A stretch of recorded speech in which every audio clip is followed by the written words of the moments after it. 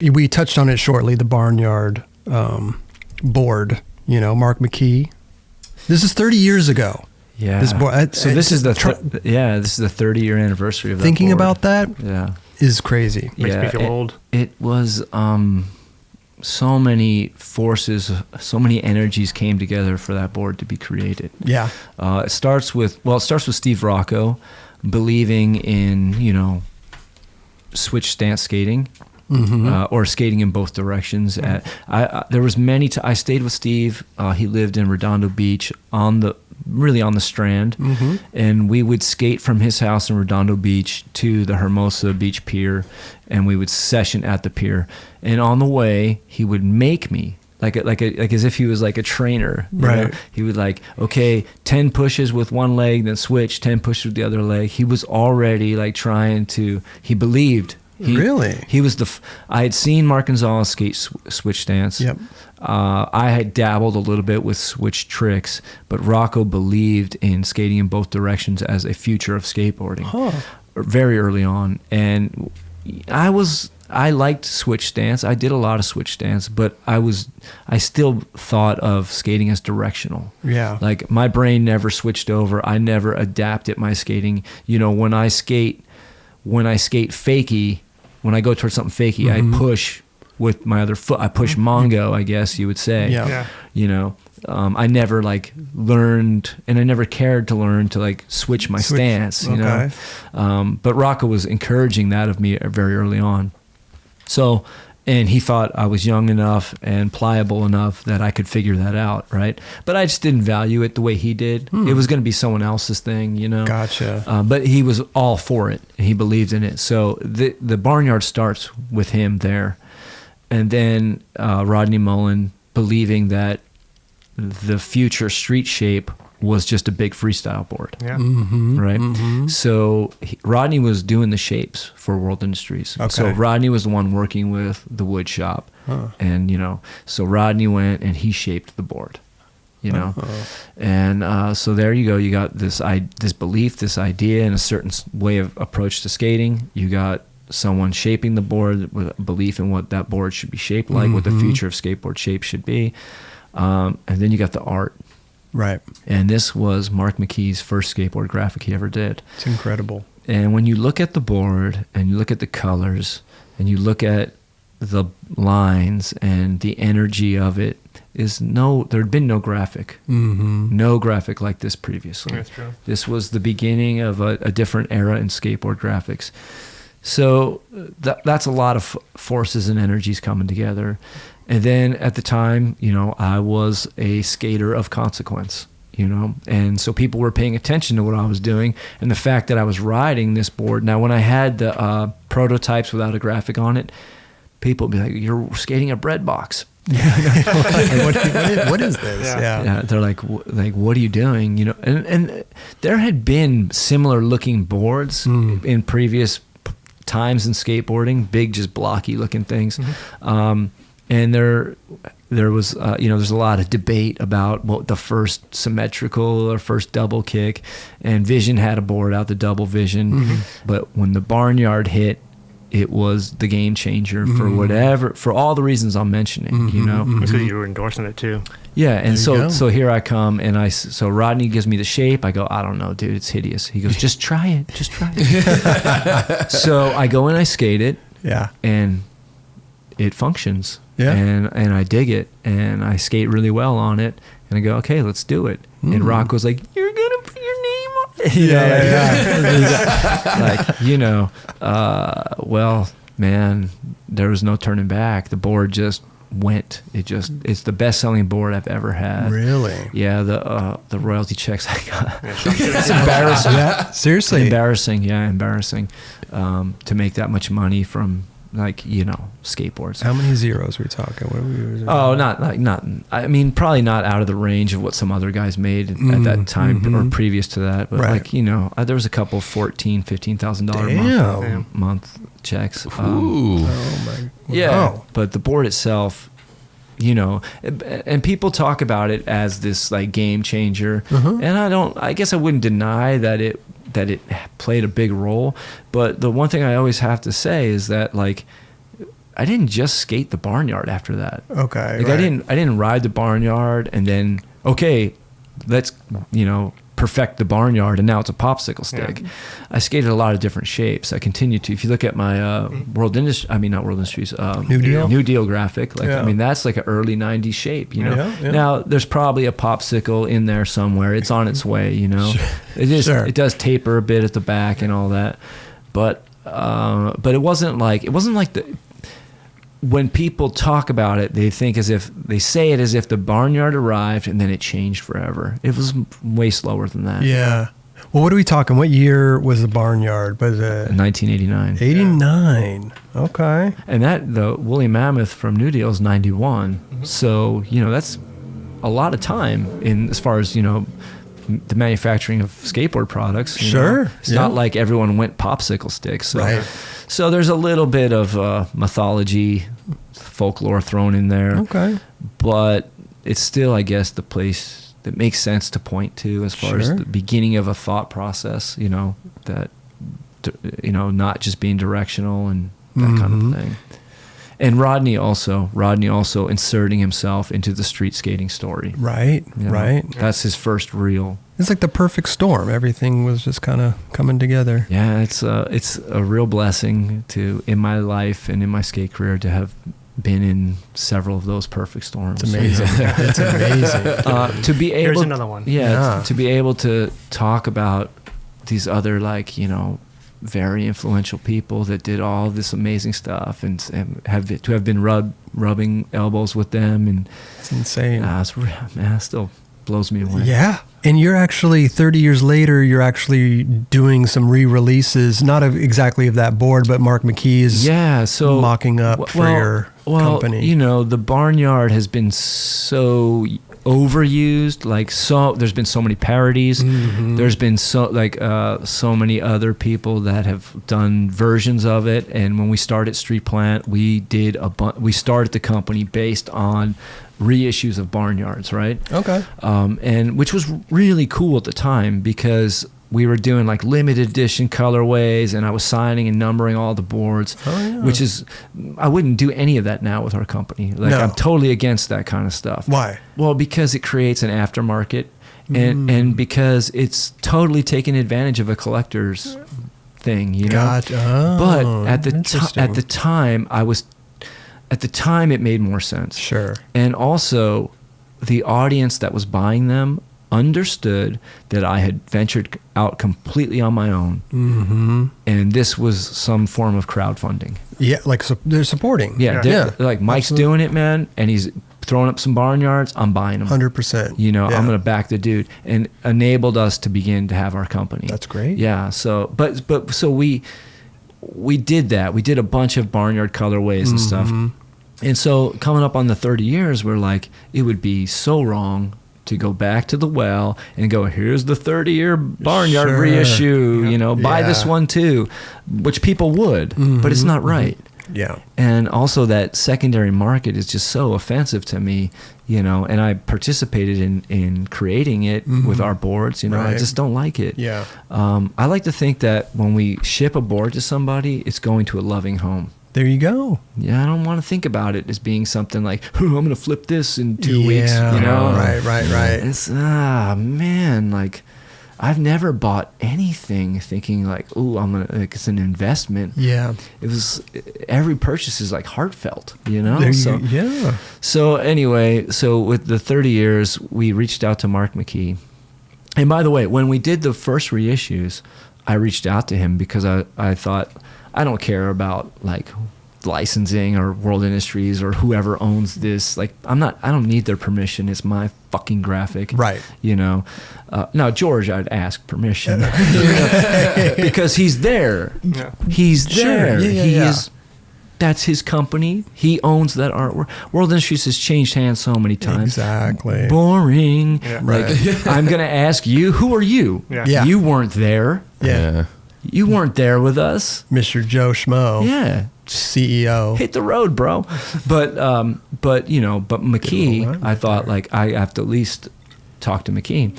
And he just said, it's your graphic, do whatever you want. Sick. He didn't say, oh, I need this much money. Right. And I wanted to pay him. I wanted to pay him because I wanted to just feel like this has been done right. There you go. And he was just like, don't worry about it, just go. So, and that's also how I feel. Like there was a lot, while we were doing those reissues, there was also a lot of people doing parodies or their own versions of the Barnyard. Yep. And my daughter's like, Dad, we can't let all these people make barnyards. I was like, it's public domain. It's not ours. Like this board is bigger than me and my career. It's just one of those things that, of course, why would you not do a barnyard parody? Yeah. You know, like dead animals and all that stuff. You know, I don't know what they do. I think Eric Ellington called me one time. He's like, dude, we're doing a barnyard parody, but I'm a little nervous because it's really kind of cruel, and you know, it's like the animals are being slaughtered. And I was like, okay, like, what do you like, do what you're gonna do, man. Like, it's not like, if you asking for my permission, like, it's weird because like I wouldn't like endorse it, but I can't tell you not to. Right. Like, it's not like I own the trademark or I'm going to come after you or something, and I'm also not going to be offended. Right. You know, it's like, it's one of those things in skateboarding that everyone has some possession of. So let it be, man, you know. But with the 30 year, it was important to reach out to Mark again and just say, hey, we want to do something. And I guess things had changed in his life enough, or an openness was there, and he's just like, I'm willing to draw and do a new version. And it's not finished yet, so we don't have the final artwork, but he sent some sketches, and I couldn't really imagine what it would be. Like, I thought, how do you redraw these characters, or how do you do it so that it's different than what it is? And just from what we saw, it's just like, wow, man, people are going to be, when he zeroes in on it, people are going to be blown away. It's going to be so awesome. So that's very exciting for us. Yeah, he's such a talented artist. It's incredible. Yeah, and it was nice I probably hadn't seen him since the 80s. Oh, wow, really? You know, I probably hadn't. He said he saw me. He said he saw me on an airplane once. He didn't even say hi. Well, he says, I walked past you. You were in first class, and I walked. That's what he said. And I was like, oh, yeah. That maybe happened. Yeah. But it was nice to talk to him and share some old war stories, you know, because we were a part of something that was revolutionary in the history of skating together. Totally. You know? And the board itself specifically. So having him work on some new art, it's very exciting. It's amazing. Yeah. What about the shapes that you guys are reissuing them on? This will be on the Barnyard shape. It'll be on the okay. That's what and then we'll probably do a modern version of that as well. So more of a rider, more of, you know, we know and understand and are totally cool with people hanging stuff on the wall. Sure. But we also, you want somebody to skate the boards. It's integral to our brand to be skated too, you know. So we have we're a very unique brand in that way, where we are creating not just the reissue stuff, but new boards, new graphics, new shapes that we have an audience that will buy too. There you go. Yeah. They'll buy one and hang it on the wall. One to wall, one to ride. Yeah, but these aren't classic graphics. These are new graphics.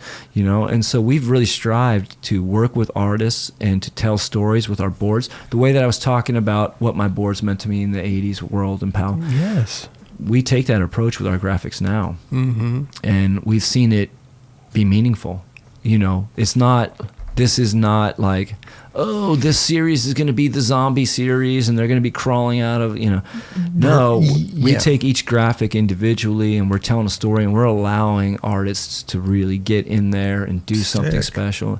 And then, you know, we put them on what we would call functional shapes. They're shaped boards, but they would function like a popsicle stick would function. You know, the boards aren't, and we do have old school type shapes and really wild shapes too, but the real crux of the brand is built on functional shapes, you know, because we want people to ride them, you know, and we want people to perform modern skating on them. You know, it's not just cruisers. It's not just, you know, old guy stuff. It's like, we believe that we're making boards that are totally functional and also have some personality, and that the graphic has an energy and a spirit, and that is an old school approach. You know, No, it's amazing. But it's the approach I've always known. So it's true to me. Mm-hmm. It's not like, oh, what is the market? What's the hole in the market? How can I, I don't come from that kind of school of thought. People who, grew up with this board, now they're getting this other reissue. It's bringing them back to that love and that. Maybe people that haven't even skated in 20 years. Oh yeah. And they're getting that board and just reliving their youth. I've been in touch with this since the late 90s. Mm-hmm. Probably well ahead of the collecting thing really becoming well known, and I began to interact with skaters because I was traveling so much. Yeah. I was in parking lots, I was at skate shops, I was at skate parks as they began to emerge. I was all over the world. Right. And I was interacting with people. And people would find out that I was coming, people who hadn't skated in years, people who skated in the 80s, and they would come to see me. Yeah. And I would interact with them. And they'd think, I'm thinking about getting a board, I'm thinking about getting back into it. And they'd be like, I can't ride this. Sure. So I became very aware, earlier maybe than most, that there was an emerging market out there, that there was a return to skateboarding coming. And when I started Vallely Skateboards in 2002, the premise of the company was everything from a cruiser board to a long board and everything in between. And my intention, my dream for a skateboard company is what I'm doing now at Street Plant. Okay. And I tried to put that on the table in 2002, and it was embraced slightly, but then most of it was rejected. And I was told, the market's not ready for this. You go do demos. We'll worry about running the company. And there's probably some truth to it. Like Paul Schmidt and I were talking about it when I first started Street Plant. And he's like, man, you're really onto something here.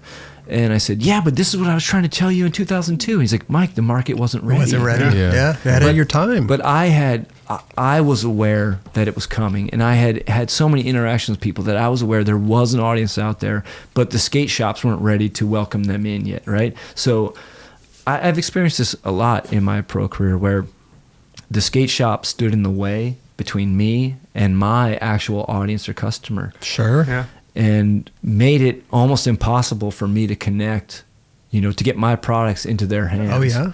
And so when I was skating for Element, one of the things that I really did a lot was I toured Zumiez stores. Oh, yeah. I went around the whole country going to Zumiez stores because there was an openness to people going to come see me, meet me, and spend time, whereas the local shop wouldn't even have hosted me.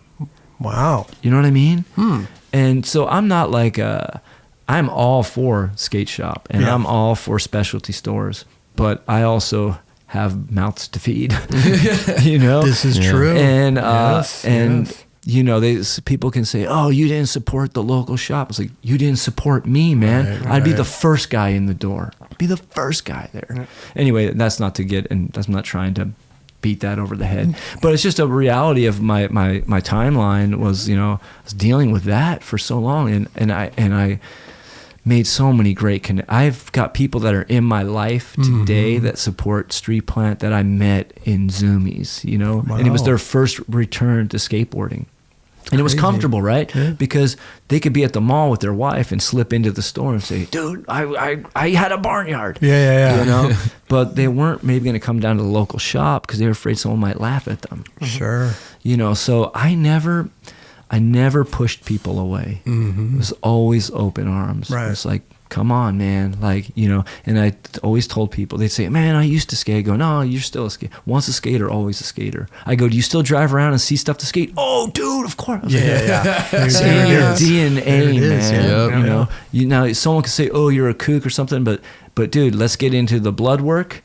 And they'll be like, oh, dude, he is a skater. 100%, dude. So I always encouraging, and then also I was also meeting with so many young skaters, and I just wanted to. I saw it as a vital role in my career is to be welcoming, right? So your first interaction with a pro skater, mine was with Tommy Guerrero, and luckily I got on the same team and became friends with him. But I was like, dude, he probably didn't mean anything wrong by it, but me and my friends could have been totally like, what just happened, you know? Turned off, yeah. So I was always cautious of, you know, just try to be kind and welcoming to especially young skaters, you know? Totally. You know, I love Tommy. I know. I really, we all love Tommy. I hate that he's that part of the story. It doesn't seem fair. I could have said a skater unnamed, but yeah, it's just that's. But you know what? He would probably laugh if he heard that. You know, it's not like you were putting him down. It was just part of your. He would probably be like, "Dude, the parking lot was too rough. Yeah. You're an idiot." Exactly. It's on me. I'm the idiot. It's like, you skate that shit? Oh my God. You know what's funny about it? I mean, we've been going for 4 something hours. We could probably sit here for, you know, another 10 hours. But I mean, there's a certain few things that, you know, I think we were talking about, Raj. I have one last Barnyard question. Go ahead, Raj. You released Barnyard graphic on a Apollo board before, right? Oh, yeah. Yeah, probably. That would be... Was that a hard sell to George to take a World Industry graphic and put it on a Apollo board? No, it was the things had changed so much, you know. It's like, you know, at a certain point, I don't know if George... He never bowed out, so I don't want to say that, but, you know, they started doing some weird stuff. You know, they started, like, trying to conform to the times, right? And try to keep... And so they started taking shots of people, and then they had that video they called Hot Bitch or something. You know what I mean? Like, there was just weird... It wasn't Hot Batch? Yeah, Hot Batch. There was just stuff that started to come out of there that was... I can only assume Grass that... Fat Straws. Yeah, or that George was like told, you got to step aside or something. Because I don't, you know, not that he's not playful and not that he's not willing to, you know, do stuff like that, but his values were probably in question with some of this stuff. And when I arrived back at PAL, it was the first thing was a realignment of values, because I went there with values. I went there with all the things I didn't like that was happening in skateboarding. And the first thing I remember saying to him is like, get back to what you believe in and what you're good at, and let's go with that. Boom, yeah. But we did an elephant board at that time, and then the artist that was there, he drew a new barnyard, like a updated version, like a 1993 or 94 barnyard version. Okay. But it was soon after that we did away with pro models completely with PAL. So that might have been one of the last early 90s pro models I had. And it, you know, these weren't like, I mean, if anyone's got one of those, they're probably pretty rare. You know, they're not really in circulation. You know? Crazy.